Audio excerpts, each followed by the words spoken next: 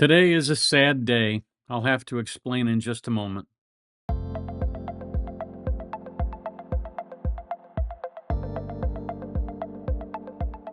Hi, Tony DeWitt here. I'm a Missouri appellate attorney, retired, and I bring you a fresh perspective on the law without offering any legal advice. So pull up a chair. This is what we're discussing today.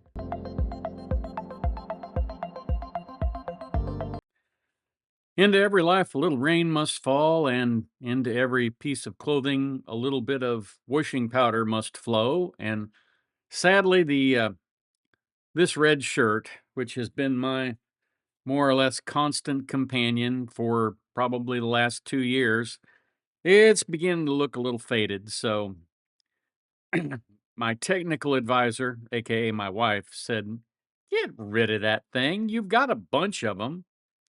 It's like you don't understand. There's an emotional investment here. Not really. Actually, I do think because I'm red green colorblind, I don't see as well when things are faded. And she says this thing looks pretty washed out. So it's going to go to Goodwill today. Hopefully nobody's going to steal it and become a YouTuber. That's all I have to say about that. But I wanted to address a few things today, a few tidbits, if you will, that have come up in the last couple of days that I wanted to just kind of get out there because, again, some of these things are admissions, and some of these things are just so incredible. I have difficulty believing them. So if you'll bear with me, we'll follow along. The first thing that I want to talk about is Yuri Buchananic. Now, we all remember Yuri from the trial. When you saw John O'Keefe at the hospital, a big contusion above his right eye, correct? That is not correct. A big egg just above his right eye? That is not correct. You did not see that? His eyelids were swollen, not above his eye. And it wasn't a contusion. Two different paramedics said that they saw what they described as an egg above his right eye. Well, let me ask you differently. Did you speak to any of the paramedics? Yes. Did they describe an egg above his right eye? I'd have to see a report to actually be described as an egg above his right eye. And we remember how he said that Trooper Proctor conducted the investigation with honor and integrity. And of course, we all knew that was a complete joke. And in fact, I think the jury actually laughed at it. The rumor is that when the jury had to be rebuked for giggling, that it was about Yuri Buchananic that they were giggling. And I can understand why. With a comment like that, it was, honor and integrity. Not in the least. But the interesting thing about old Yuri is that he's got a new job assignment now. They are pulling him out of the Norfolk County District Attorney's Office, the criminal investigation unit there, and they are reassigning him back to the headquarters in Framingham for administrative duties. Now, I know many of you wonder what the administrative duties could be, that it would be so important that they pull him out of this place where he's been forever, where he's got his coffee cup and his desk, and he's even got the little squishy cushion in his chair so he can be comfortable when he's, talking to people. And, it's just really seems unfair to pull a guy out of such a cushy job like that. Maybe make him wear a uniform and go stop speeders. But hey, they're putting him in for administrative duties. And it took me a while, but I finally figured out what it is, what the administrative duties are. And here they are.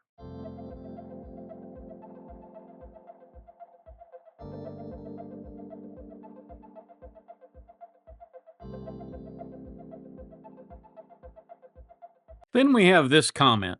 This comment came in on the Kohberger plea deal, and I mentioned during one of my videos that he didn't have any remorse whatsoever. He was very cold. He was very yes, yes, yes. Didn't go into anything really.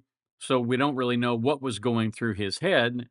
And Rescue up here says, not guilty. You're interpreting his coldness as because he has no remorse. He has no remorse because he didn't do it. And so I guess I was in a snarky mood. All right. So what I said was, sure, he pleaded guilty and he said he did it 4 times, but he's innocent. Do you even hear yourself? So he points out, there are studies that show that 25% of cases involve innocent suspects being coerced to give false confessions. All right, that actually dovetails with something I've said on the channel a lot. When you get the false confessions is not in a court of law.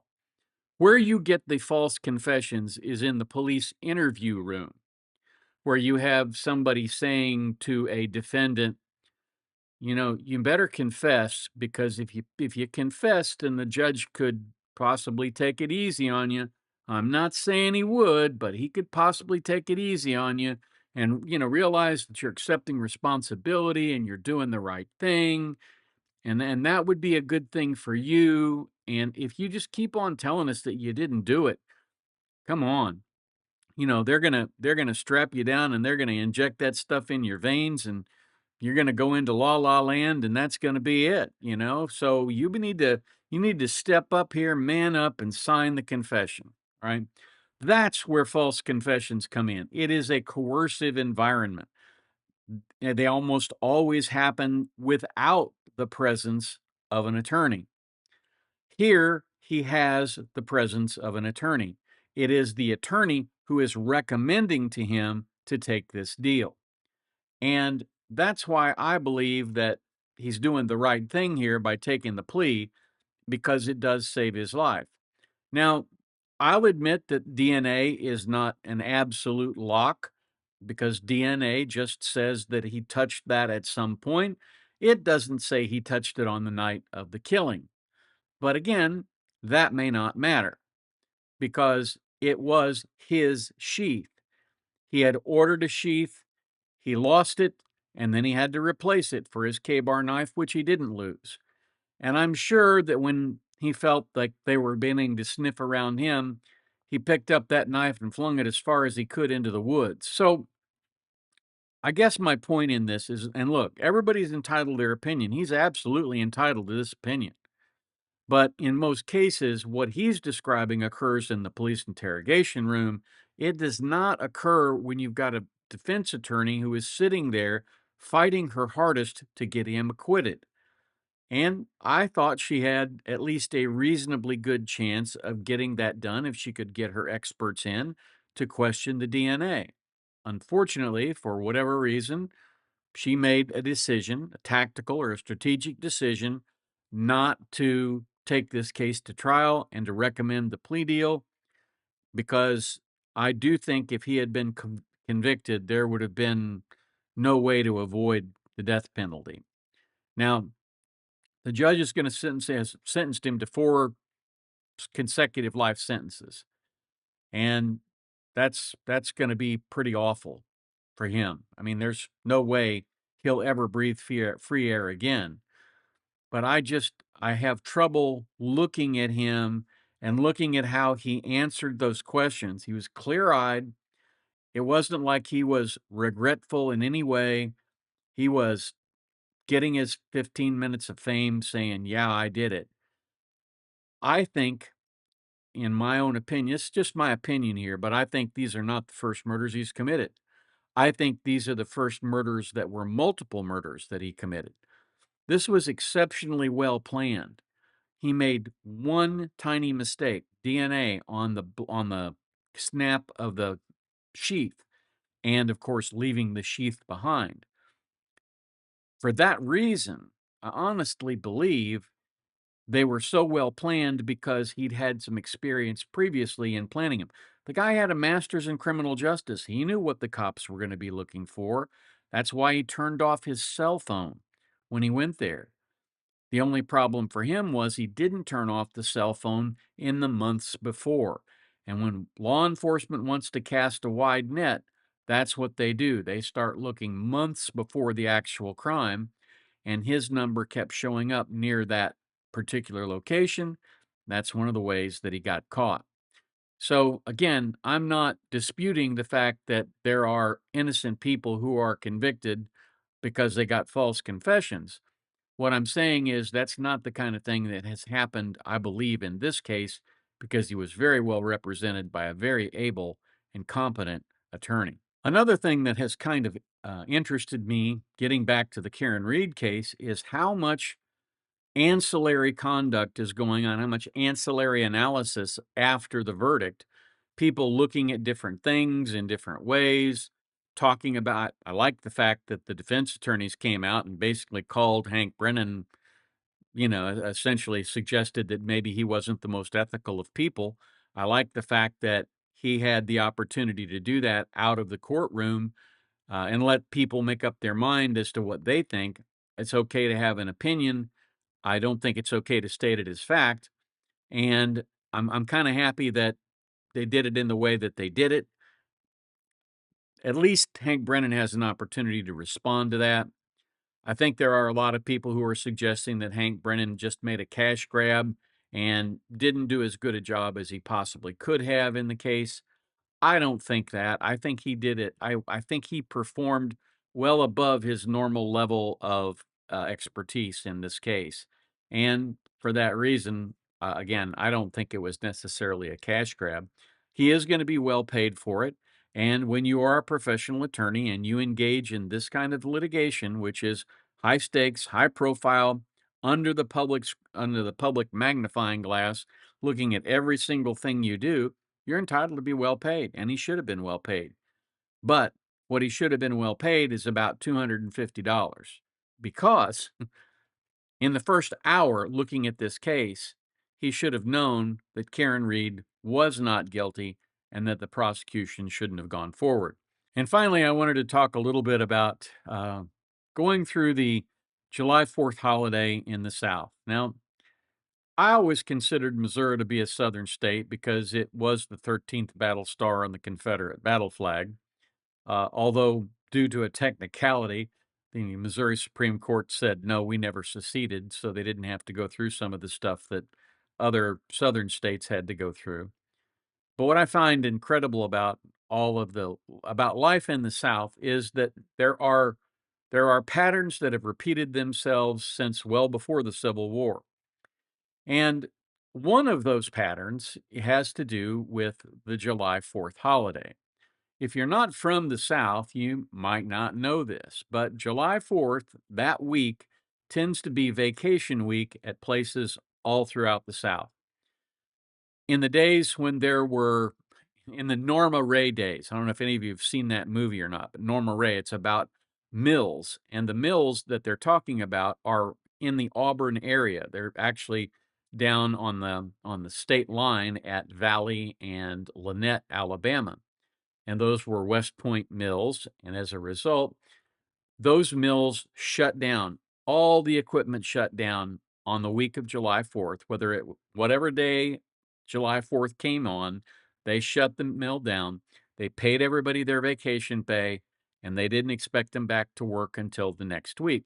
That was how vacation was handled. And to this day, even though the mills are not operating in Lynette or Valley any longer, when July 4th comes along, a lot of the restaurants close, a lot of, particularly the mom and pops, they close, a lot of businesses close.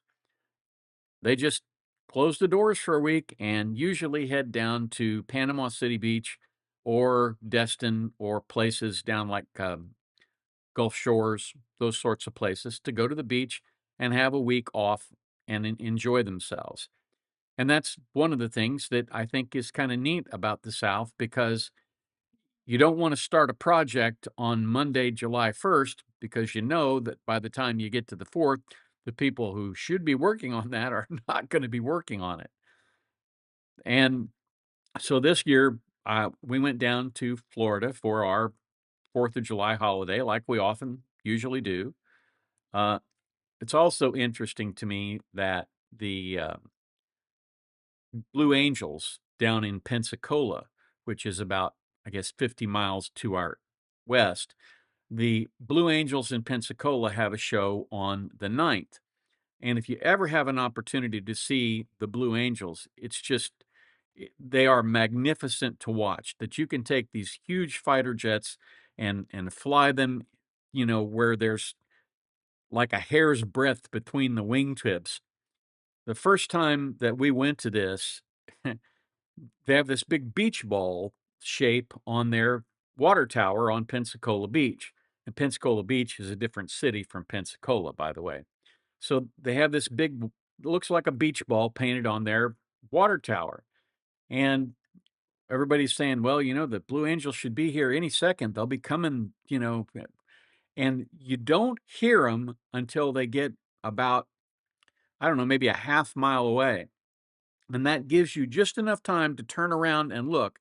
And there are these 4 big blue jets that come screaming over the top of that water tower.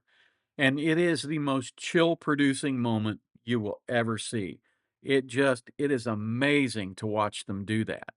And it's amazing to watch them do the acrobatics that they do. And if you don't make it to Pensacola on the 9th of July, don't worry, because they practice pretty much every Tuesday. And you can find places around Pensacola, not Pensacola Beach, but around Pensacola, where you can go out and watch them perform their maneuvers and watch them fly these aircraft. It is absolutely amazing. So if indeed you are coming down this way for any reason in the summer, do make an attempt to get to Pensacola Beach and see the air show, because it really is something to see. So anyway, that's how I've spent the last couple of days. Sorry I didn't get a lot of content done. Like I said, the the fact that I came down with that blasted, uh, I guess it was dehydration. I don't know what else. Boy, it felt like somebody had sucked all of the energy out of my body, and I could barely get up off the couch. Yeah, it's a terrible situation to be in, particularly when you're a little overweight like I am, and you feel like you need a crane to lift your behind off the couch. Not a good sign. Anyway, thanks for being here. Thanks for being subscribers. Love you guys. See you on the next video. That's what I have for you today. I hope you found it helpful, interesting, or maybe both. If there's a subject you'd like me to discuss, please feel free to send me an email at the address above. If you like what we do, please feel free to subscribe and come on back to the beach tomorrow. I release videos every weekday, weather and work permitting. If you have the opportunity today, do a kindness for your fellow man. It makes the world a better place, one kind act at a time. And now, YouTube has some suggestions for other videos of mine that you might like.